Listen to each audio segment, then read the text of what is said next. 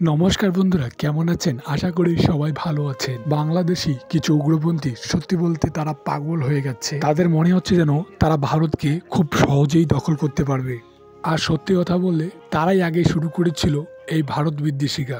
যেই সময়টা ডক্টর ইউনূস সরকারে আসে উপদেষ্টা হিসাবে, সেই সময় থেকে বাংলাদেশের কিছু উগ্রপন্থী বারবার এটা বলে যাচ্ছে যে আমরা চিকেন লেককে আলাদা করে দেবো ভারত থেকে এবং সেভেন সিস্টারকে দখল করব। কিন্তু যখন ভারতের মিডিয়া দেখাতে শুরু করলো চট্টগ্রামকে দখল করে নেবে ভারত, তখন থেকেই যেন এদের গায়ে মির্চি লেগেছে। তবে হ্যাঁ, বাংলাদেশের উগ্রপন্থীরা ঠিক কুকুরের লেজের মতো, যা কোনোদিনও সোজা হবে না। চলুন তাহলে এদেরকে আজকে পুরোভাবে রোস্ট করা যাক।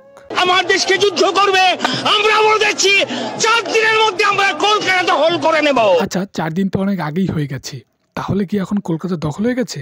কই, আমি তো শুনলাম না কলকাতার খবর। 4 দিনের মধ্যে আমরা কলকাতা দখল করে নেব। আচ্ছা, তাহলে তোমরা এইভাবে আসছো, আগে তো বলবে, মানে আগে তো টাইমিংটা সেট করবে যে কোন সময় দখল করবে কলকাতা। আর তুমি যেভাবে আসছো মনে হয় না এই বছরে তুমি আসতে পারবে।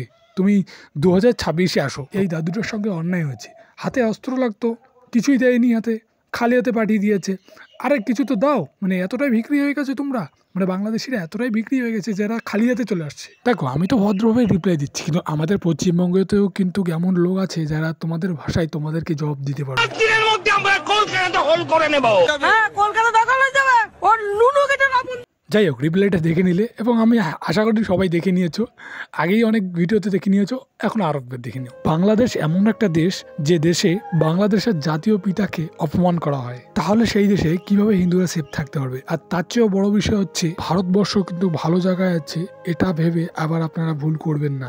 ভারতবর্ষেও কিন্তু এমন অনেক আতঙ্কবাদীকে ধরা হয়েছে ভারতবর্ষ থেকে, যারা বাংলাদেশি, যারা পাকিস্তানি, যারা উগ্রপন্থী, যারা ভারতবর্ষকে অস্থিরশীল করে তুলবে।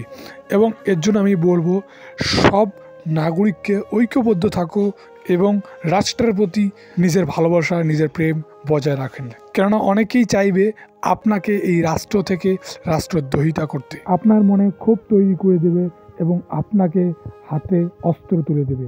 এবং এই রকম মানুষের অভাব হবে না আশা করি, কেননা পশ্চিমবঙ্গে যত মানুষ বাংলাদেশি, পাকিস্তানি ধরা পড়েছে তাতে খুবই আতঙ্কের বিষয় আছে। কিন্তু এই সবের পরেও আমরা একটাই কামনা করি আমাদের চ্যানেল থেকে, সনাতনী টিভি থেকে, যে সবাই ঐক্যবদ্ধ থাকো এবং রাষ্ট্রের প্রতি প্রেম ভালোবাসা রাখো। ব্যাস, আজকের ভিডিওটা এখান থেকেই। কাল দেখা হবে কোনো নেক্সট ভিডিওতে। Thanks watching the video.